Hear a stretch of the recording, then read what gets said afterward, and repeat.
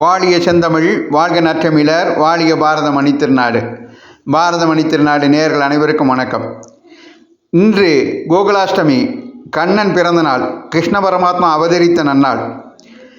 பகவான் கிருஷ்ணரை நாம் பல வகையிலும் போற்றுகின்றோம். ஆனால் அவர் நமக்கு பகவத்கீதை என்ற ஒரு பொக்கிஷத்தை தந்ததற்காக அவரை தலைக்கு மேல் வைத்து கொண்டாட வேண்டும். ஏனென்றால் 18 அத்தியாயங்களை கொண்ட அந்த பகவத்கீதை நமக்கு பல வகையிலும் வழிகாட்டுகிறது. இதில் ஒரு சின்ன 3ஆம் அத்தியாயத்தில் கர்மயோகத்தில் இறுதி 8 ஸ்லோகங்களில் அவர் நமக்கு காட்டும் வழி பார்க்க போகின்றோம். அதாவது அர்ஜுனனுக்கு நம்ம எல்லாருக்கும் வரக்கூடிய ஒரு சந்தேகம் வருது. அவன் பகவானை பார்த்து கேட்குறார், பகவான் கிருஷ்ணரை பார்த்து கேட்குறாப்புல, விஷ்ணு குல தோன்றலே மனிதன் விரும்பாவிட்டாலும் அவன் எதனால் ஏவப்பட்டு வலிய பாவத்தை செய்கிறான்? நம்ம யாருக்குமே பாவம் செய்யணும்னு ஆசை கிடையாது. ஆனால் அப்படி இருந்து நாம் ஏன் பாவம் செய்கிறோம் அப்படிங்கிற சந்தேகம் நமக்கே இருக்கும். அந்த சந்தேகம் அர்ஜுனனுக்கும் எழுகிறது. அப்போ பகவான் சொல்கிறார், அப்பனே, இது ஆசை கோபம் ஆகியவற்றினால் எழுகிறது.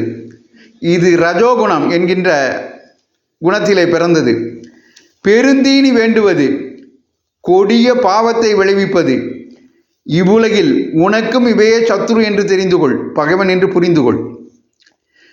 புகையினால் தீ சூழப்பட்டிருப்பது போலவும், கண்ணாடி அழுக்கினால் மாசுபட்டிருப்பது போலவும், கர்ப்பத்தை கருப்பை சூழ்ந்திருப்பது போலவும் இந்த ஆசையும் கோபமும் இவ்வுலகை சூழ்ந்திருக்கிறது. குந்திபுத்திரா, காமம் என்கின்ற ஆசை இந்த காலாக்கினி எரிக்க எரிக்க தனியாதது. அறிஞனது அறிவை சூழ்ந்து கொண்டு அன்றாடம் பகைவனாக அவன் கூடவே நிற்கிறது. புலன், மனம், புத்தி ஆகிய இம்மூன்றும் அதன் இருப்பிடம் என்று கூறப்படுகிறது. அங்கிருந்து ஆட்டி படைத்து மனிதனை மயங்க வைக்கின்றது. ஆகையால் பாரத வம்சத்து சிறந்தோனே, சிங்கமே, ஏரே, நீ முதலில் புலன்களை அடக்கு. பிறகு மெய்ஞானத்தையும் விஞ்ஞானத்தையும் அளிக்கக்கூடிய ஆசையை கொன்றுவிடு. புலன்கள் மேலானவை என்பர். புலன்களிலும் மேலானது மனம், மனத்தினும் மேலானது புத்தி. ஆனால் அந்த புத்திக்கும் மேலானது ஆத்மா.